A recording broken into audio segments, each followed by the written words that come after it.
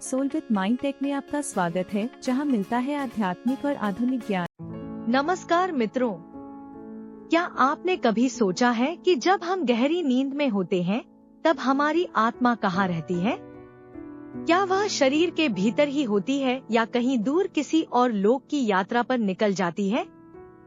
हमारे शास्त्रों में कहा गया है कि आत्मा सोते समय मुक्त होती है और सूक्ष्म शरीर में ब्रह्मांड की यात्रा पर निकल पड़ती है। आज इस रहस्यमय विषय पर हम विस्तार से चर्चा करेंगे। इस वीडियो में हम आत्मा की ब्रह्मांडीय यात्रा को विज्ञान, योग और अध्यात्म के दृष्टिकोण से समझेंगे। आत्मा इस शरीर में सर्वदा मौजूद होती है और अनंत संगति का अनुभव करती है। नींद और आत्मा का संबंध। नींद सिर्फ शारीरिक विश्राम नहीं है, यह एक द्वार है अवचेतन से परे चेतना की ओर। सोते समय हमारा शारीरिक मस्तिष्क विश्राम में जाता है, लेकिन आत्मा सक्रिय हो जाती है। जैसे ही हमारी चेतना गहराई में जाती है, आत्मा बंधनों से मुक्त होकर ब्रह्मांड में उड़ान भरने लगती है। रेम स्लीप, जिसमें आंखें तेजी से हिलती हैं, उसी अवस्था में आत्मा अक्सर अपने सूक्ष्म शरीर में प्रवेश करती है। नींद छोटी मृत्यु है। रोज आदमी नींद में मरता है। पुराने तंत्र साधक योग निद्रा का अभ्यास करते थे, जहां वे सोते सोते ही आत्मा की यात्रा में सक्षम होते थे। सूक्ष्म शरीर क्या होता है? सूक्ष्म शरीर, जिसे संस्कृत में लिंग शरीर कहते हैं, आत्मा का वह माध्यम है जिससे वह शारीरिक बंधनों से परे जाकर अनुभव कर सकती है। यह शरीर प्रकाश और ऊर्जा से बना होता है और इसे केवल विशेष अनुभूति या ध्यान में ही अनुभव किया जा सकता है। सूक्ष्म शरीर के माध्यम से आत्मा वह सब देख सकती है जो भौतिक आँखों से अदृश्य है। आत्मा को कोई काट नहीं सकता, कोई जला नहीं सकता। ध्यान के दौरान जब एक साधक को अनुभव हुआ कि वह अपने शरीर को नीचे देख रहा है, वह उसका सूक्ष्म शरीर था। कौन सी नींद में आत्मा यात्रा करती है? नींद के 4 चरण होते हैं, N1, N2, N3, गहरी नींद, और फिर आता है रेम। रेम अवस्था में मस्तिष्क की तरंगे थीटा और डेल्टा आत्मिक चेतना को सक्रिय करती हैं। कई अनुभवकर्ता बताते हैं कि उन्होंने इसी अवस्था में बाहर से अपने शरीर को देखा या प्रकाश की ओर यात्रा की। ध्यान या प्रार्थना से इस अवस्था को गहरा बनाया जा सकता है। प्राचीन काल में योगी योग निद्रा को इस रेम अवस्था में प्रवेश का माध्यम मानते थे। शुरुआत होती है प्रकाश से। जब आत्मा सूक्ष्म शरीर में यात्रा शुरू करती है, तो पहला दृश्य अक्सर एक अद्भुत दिव्य प्रकाश का होता है। यह प्रकाश आंखों से नहीं, चेतना से देखा जाता है। इसे आत्मा का मार्गदर्शक कहा जाता है, जो उसे सही दिशा देता है। कई साधक इस अनुभव को तुरीय प्रकाश या साक्षात आत्मा के दर्शन कहते हैं। नींद में उतरते हुए ज्योति को स्मरण करते रहो। जब यह सत्य प्रकट होगा कि तुम प्रकाश हो, तब सभी स्वप्न विदा हो जाएंगे। एक साधक ने बताया कि उन्हें नींद में एक तेज नीली रोशनी दिखाई दी और वही उन्हें एक पर्वतीय लोक तक ले गई। समय और स्थान का अंत। आत्मा की यात्रा में समय और स्थान की सीमाएं समाप्त हो जाती हैं। वहाँ कोई कल, आज या कल नहीं होता। आत्मा हर दिशा में एक साथ अनुभव कर सकती है। यह अकाल अवस्था होती है, जहाँ सब कुछ एक ही क्षण में घटता है। इसे योग में कालातीत अवस्था कहा गया है। स्वामी विवेकानंद, आप उस तकदीर से बाहर नहीं जा सकते जो आपकी सोच से अलग है। एक महिला ने अनुभव किया कि वह एक ही समय में बचपन, वर्तमान और भविष्य को देख रही थी। समय की दीवारें गिर चुकी थी। तारों और ग्रहों के बीच आत्मा। बहुत से लोगों ने अपने अनुभवों में बताया है कि वे नींद में ब्रह्मांड में घूमते हैं।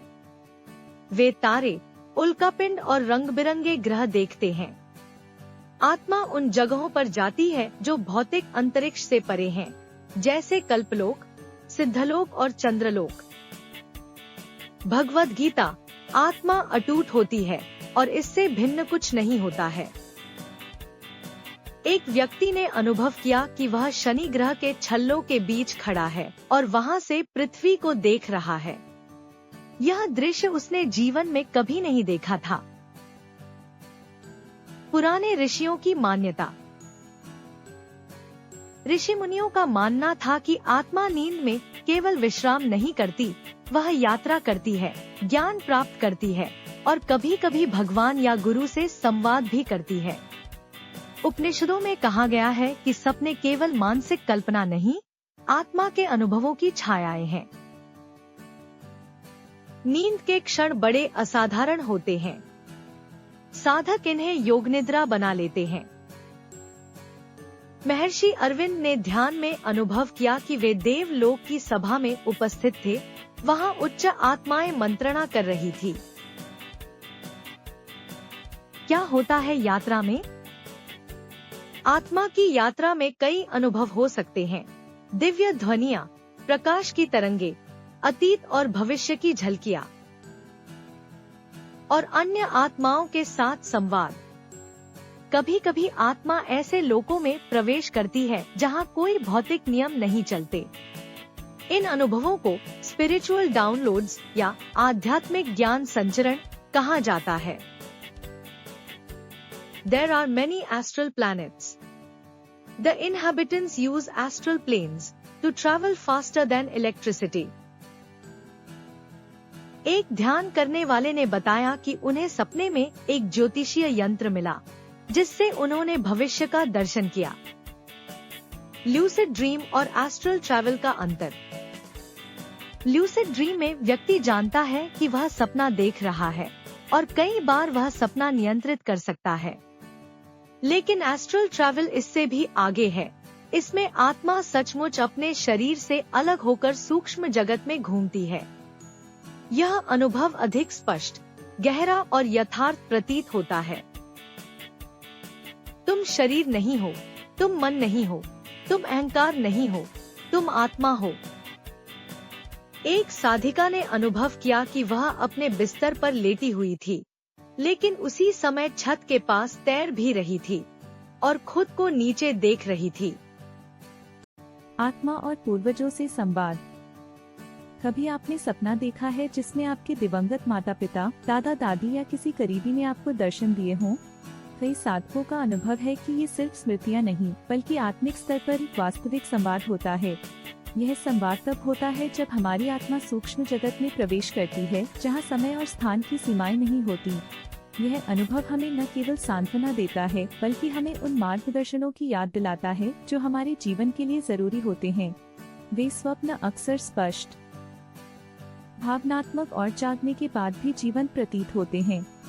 जो आत्मा से जुड़ते हैं, उन्हें मृत्यु भी जीवन का विस्तार लगती है।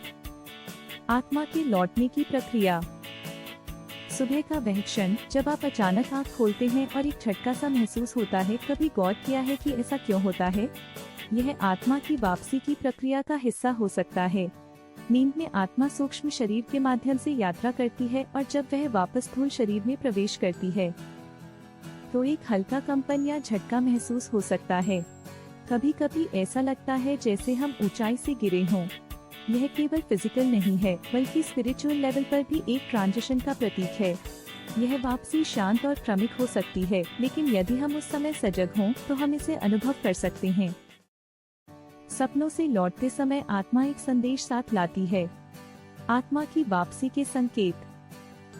कभी सुबह उठते ही आपको शरीर भारी लगा या मन में कोई गहरी शांति या विचार आया हो? ये आत्मा की वापसी के संकेत हो सकते हैं। जब आत्मा ब्रह्मांडीय यात्रा से लौटती है तो वह अपने साथ ऊर्जा, ज्ञान या भावनाएं लेकर आती है।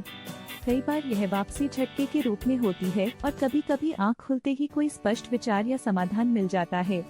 यह दर्शाता है कि हमारी आत्मा ने कहीं गहराई में जाकर कुछ सीखा है और अब वह अनुभव हमारे चेतन मन को सौंप रही है। ध्यान से आत्मा पुनः केंद्रित होकर चेतना में लौटती है। दिव्य स्वप्नों के प्रकार। दिव्य स्वप्न सामान्य सपनों से अलग होते हैं। इनमें आत्मा संत, गुरु या किसी देवता से मिलती है। ये स्वप्न बेहद स्पष्ट, शांत और गहराई से प्रभावित करने वाले होते हैं। आप उनसे जागने के बाद भी जुड़ाव महसूस करते हैं, मानो कोई सच्चा संवाद हुआ हो। कई साधक बताते हैं कि गुरु ने उन्हें कोई मंत्र दिया, कोई निर्णय लेने का संकेत दिया या बस अपनी उपस्थिति से शक्ति दी। यह दिखाता है कि आत्मा एक ऊंचे स्तर पर पहुंच गई थी, जहां उसे ब्रह्मांडीय चेतना से मार्गदर्शन मिला। पुनर्जन्म के संकेत सपनों में। कई लोग सपने में ऐसे स्थान देखते हैं जहां वे कभी नहीं गए, ऐसे लोगों से मिलते हैं जो उन्हें अजीब तरह से जाने पहचाने लगते हैं। यह पिछले जन्म की स्मृतियां हो सकती हैं। आत्मा अनंत काल की यात्रा करती है और हर जन्म की छवि उसके गहरे तल में रहती है। जब नींद में हमारी चेतना स्थूल से हटकर सूक्ष्म में जाती है, तो वह इन पुरानी स्मृतियों को स्पर्श कर सकती है। यदि कोई बच्चा बार बार किसी एक स्थान या समय के बारे में बताता है जिसे उसने देखा लेकिन जाना नहीं, तो यह पुनर्जन्म का संकेत हो सकता है। सपने में देखे गए दृश्य आत्मा की स्मृति पुस्तक से उठते हैं। बच्चों की आत्मिक यात्राएं। बच्चों के स्वप्नों को अक्सर लोग कल्पना समझ लेते हैं, लेकिन ध्यान दीजिए, जब एक बच्चा उड़ने की बात करता है, देवताओं से मिलने या दिव्य लोक में घूमने की, तो वह सिर्फ कल्पना नहीं हो सकती। बाल अवस्था में आत्मा अधिक मुक्त होती है, क्योंकि वह हाल ही में ईश्वरीय स्रोत से आई होती है। यही कारण है कि बच्चों की स्वप्न दुनिया ज्यादा जीवंत और स्पष्ट होती है। वे बिना किसी संशय के बताते हैं कि उन्होंने क्या अनुभव किया, और वही अनुभव आत्मिक यात्रा का प्रमाण हो सकता है। बच्चे ईश्वर के सबसे नजदीक होते हैं। नींद में भविष्य दृष्टि। कभी आपने ऐसा सपना देखा है जो बाद में सच हो गया? यह कोई संयोग नहीं हो सकता। इसे प्रोफेटिक ड्रीम कहते हैं, ऐसे स्वप्न जिनमें आत्मा भविष्य की एक झलक देखती है। जब आत्मा सूक्ष्म स्तर पर ग्रहों, परिस्थितियों और ऊर्जा प्रवाह का अनुभव करती है, तो वह संभावित घटनाओं को देख सकती है। ये स्वप्न साधारण नहीं होते, ये स्पष्ट होते हैं और भीतर तक प्रभाव छोड़ते हैं। कई संतों और योगियों ने ऐसे स्वप्नों के माध्यम से आपदाओं की भविष्यवाणी की है या किसी रोग या संकट से पहले ही सावधानी की चेतावनी दी है। जब चेतना सजग होती है, आत्मा भविष्य का संकेत देती है। जागृत ध्यान और सूक्ष्म अनुभूतियाँ। आपको जानकर आश्चर्य होगा कि ध्यान की गहन अवस्था में भी आत्मा वही अनुभव कर सकती है जो वह नींद में करती है। सूक्ष्म शरीर की यात्रा। दिव्य प्रकाश या ब्रह्मांडीय ध्वनि, ये सब ध्यान में संभव है। योग में इसे सुषुप्त जागृति कहते हैं, जहाँ शरीर स्थिर होता है लेकिन आत्मा पूरी तरह सजग होती है। इस स्थिति में व्यक्ति न केवल अनुभव करता है बल्कि याद भी रखता है कि क्या देखा, सुना और सीखा। यह अवस्था अभ्यास से आती है, लेकिन यह सिद्ध करती है कि नींद की तरह ध्यान भी आत्मा को ब्रह्मांडीय द्वार तक ले जा सकता है। जागृत ध्यान ही आत्मा का द्वार खोलता है। ब्रह्मांडीय निर्देश और मार्गदर्शन। कई बार हम किसी उलझन में होते हैं और सुबह उठते ही हमारे भीतर कोई स्पष्ट समाधान होता है।